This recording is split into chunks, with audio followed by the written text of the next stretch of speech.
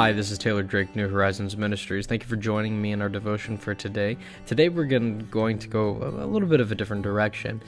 As we reflect upon the terrorist attacks of 9/11 many years ago, a question pops up in my mind too many times. It's actually not a question of why would God allow this, or if God is loving, why is there evil in the world? And it's not even this question of how is this part of God's great plan, but rather I think it's a more practical question, especially for how the Christian should live in light of such events. This is also coming in the aftermath of Hurricane Irma, which is still continuing on the east coast of Florida, as well as in the wake of Hurricane Harvey. The question is going to be this: how should Christians respond to devastation and apparent events of helplessness and concern and worry, especially when great questions are being brought up like the ones I mentioned earlier? Why does God allow this to happen, and how is this part of God's plan? I'd like to look at three biblical passages very briefly, and then one big one to drive the point home. The first one is Exodus 17, verse 12. But Moses' hands grew weary, so they took a stone and put it under him, and he sat on it, while Aaron and Hur held up his hands, one on one side and the other on the other side. So his hands were steady until the going down of the sun. Now, in this story, Israel is facing an enemy, and God has told Moses that Israel will continue to win as long as Moses keeps his hands raised.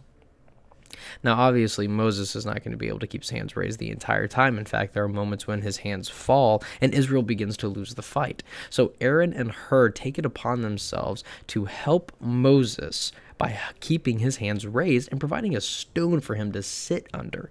Now, there are two aspects of the story I'd like to address. Number one, Moses is not so prideful as to not accept charity and help. And second, Aaron and Hur saw a fellow member of their tribe, a leader who needed assistance, and were willing to provide it for him. I think there are two aspects of this story. Number one, we need to allow help to be given to us, and we need not be surprised when people don't accept help because of pride, but we need to make ourselves readily available regardless. And second, we need to help. We need to be people of action. We need to show the world that we are not simply a people of belief, but rather our belief produces action. The next passage is Hebrews 13, verse 16. It says, "Do not neglect to do good and to share what you have, for such sacrifices are pleasing to God." Now, the Old Testament has a lot of laws, and the purpose of those laws are primarily to show the character and nature of God. What is God about? What does he accept as worship, and what does he deny as good works? So for us, Hebrews 13:16 reminds us that we are to do good, for it pleases God and it glorifies God. God does not accept such actions as rape or theft or perjury as sacrifices, but rather doing good to our fellow man glorifies God. 1 John 3:17 asks a very poignant question. "But if anyone has the world's goods and sees his brother in need, yet closes his heart against him, how does God's love abide in him?" We see that one of the primary aspects of a person's character and nature that changes when they are regenerated through the power of the Holy Spirit upon their conversion is that they use what God has given them, primarily their material possessions and goods, to help their brothers. To me, I think this is very, very poignant. If we do not have an immediate response of compassion and camaraderie and a desire to help those in need, then we have a good chance to ask ourselves the question, does God's love abide in me? Now, Exodus, Hebrews, and 1 John ultimately culminate in Matthew 25, verses 35 through 40. This is the story of Jesus talking about taking care of the sick and the needy. And he says this: "For I was hungry, and you gave me food. I was thirsty, and you gave me drink. I was a stranger, and you welcomed me. I was naked, and you clothed me. I was sick, and you visited me. I was in prison, and you came to me." The righteous will answer him, saying, "Lord, when did we see you hungry and feed you, or thirsty and give you drink? And when did we see you a stranger and welcome you, or naked and clothe you? And when did we see you sick or in prison to visit you?" And the king will answer them, "Truly I say to you, as you did to one of the least of these my brothers, you did it to me." Just like when we sin against our fellow man, we need to keep in mind that before we sin against our fellow man, we're actually sinning against God. So too, in the same way, when we help our fellow man or when we provide for him, we are first and foremost glorifying God with what we do.